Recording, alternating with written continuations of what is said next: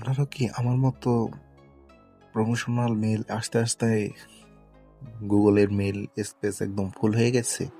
এরকম চিহ্ন ভেসে আছে আউট অফ স্টোরেজ? আপনিও কি প্রমোশনাল মেইল এর জন্য আপনার ইম্পর্টেন্ট মেইলগুলো দেখতে পাচ্ছেন না?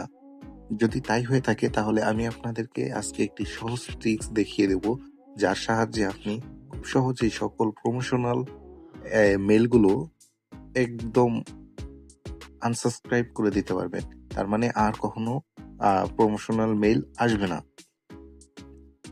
তো এটা করার জন্য সর্বপ্রথম আপনারা এই মেনু বারে ক্লিক করবেন, এখান থেকে নিচের দিকে চলে আসবেন। নিচের দিকে আসার পর দেখবেন ম্যানেজ সাবস্ক্রিপশন নামে একটি অপশন আছে, এটার উপরে ক্লিক করে দিবেন। এটার উপর ক্লিক করে দেওয়ার পর আপনার যেই মেইল থেকে প্রমোশনাল মেইল আসে নিয়মিত, সেগুলোকে আপনি এখান থেকে আনসাবস্ক্রাইব করে দিবেন, তাহলে আর প্রমোশনাল মেইল আসবে না।